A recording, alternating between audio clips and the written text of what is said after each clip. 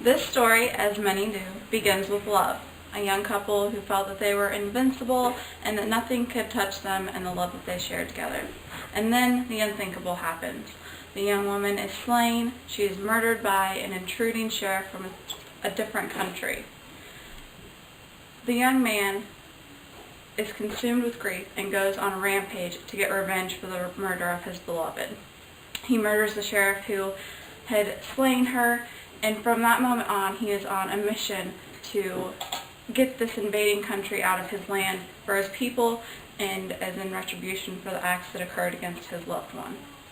He starts this mission, and it gives hope to the people of Scotland. He becomes a legend, and he is known as William Wallace. He is a mixture of myth and history. And in William Wallace's Man and Myth by Graham Morton, he talks about how King Edward destroys almost all of the Scottish history that they have on William Wallace, and that's why we don't have very many facts about this man. But his story lives on, and there was even a Hollywood blockbuster made about him called Braveheart in 1995. So today I would like to talk to you about William Wallace. I first became interested about this when I saw the Hollywood movie Braveheart, and there are three main parts of his life.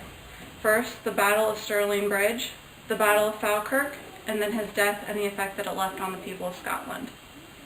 I'd like to get started today by talking about the Battle of Stirling Bridge. William Wallace was an outlaw, and he led a band of outlawed men. They came together for their first ultimate battle with England in September of 1297. They were outnumbered, and they had the Scottish nobility behind them, but when the Scottish nobility saw the forces of the English, they turned around and ran.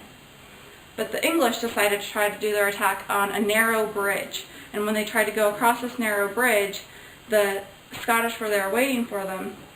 And according to Exploits and Death of William Wallace on history/world.org, the English were attacked, and before they even had a chance to fight, thousands were slain either by the sword or by falling into the river below.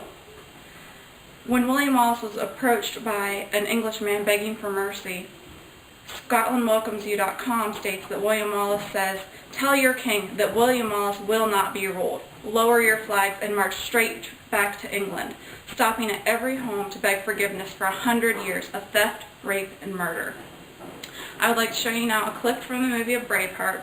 While it's not exactly historically accurate in all of the movie, this clip does represent the effect that Wallace had on the people and how they felt in following him. And it's a clip from the Battle of Stirling.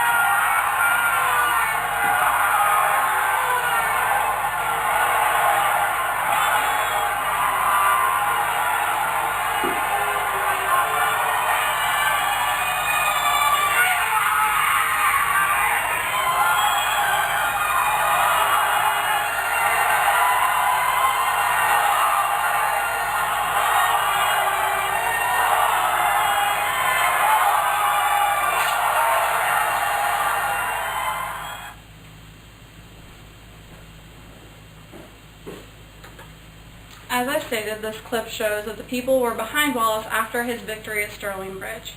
After his victory there, he becomes the guardian of Scotland, which is somewhat like being a king since they had no crowned king at that time. Graham Morton in William Wallace Man and Myth stated that this was the largest defeat that King Edward had under his reign. This victory gave hope to the people, and it gave power to William Wallace that had the people behind him even though he was of common birth. Now that you've heard about the Battle of Stirling Bridge, I would like to tell you next about the Battle of Falkirk. HistoryWorld.org says that there was treachery afoot that day. The Scottish had been there, and they were supposed to be supporting Wallace in this battle, but the two nobles who had been there to support him actually betrayed him to King Edward and told the king where he was going to be and the information that Wallace had about that battle that day. This claim is supported by the fact that the Scottish cavalry that was supposed to be there to fight that day turned around and ran before the battle even began. England was victorious that day. They had greater numbers and they had a better archery, and this left the Scottish running for their lives into the woods. William Wallace barely escaped that day with his life, and then he kind of drifted out of history for a time being. BBC history states that he went to France for a time to try to gain alliance with the French in order to help them against the English. During this time frame, he resigned as Guardian of Scotland and was replaced by Robert the Bruce. Finally, I would like to tell you about the death and the lasting mark that is left on the people of Scotland. William Wallace was captured in August of 1305. He was captured by betrayal. John de Menteith, a Scottish knight who was loyal to King Edward, betrayed him and gave his location away to the King of England.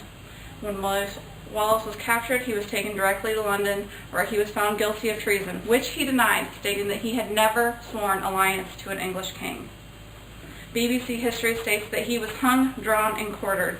They placed his head on London Bridge, and his limbs were sent to Newcastle, Berwick, Stirling, and Perth for all of Scotland to see. But in his death, he became a martyr. Peter Langan, a Scottish tutor, speaks of the monument that was set up to remember William Wallace in Stirling. It was opened to the public on June 23, 1861. I'd like to direct your attention to this picture. This is the Wallace Monument that still stands today in Stirling.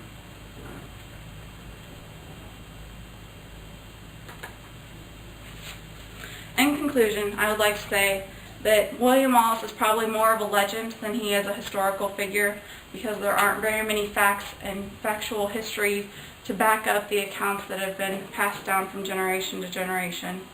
But this really hasn't had much effect on how his story has been passed down. Scottish people still feel pride and honor whenever they hear his name, and they pass down his story with pride, and will continue to do so throughout the years. Thank you.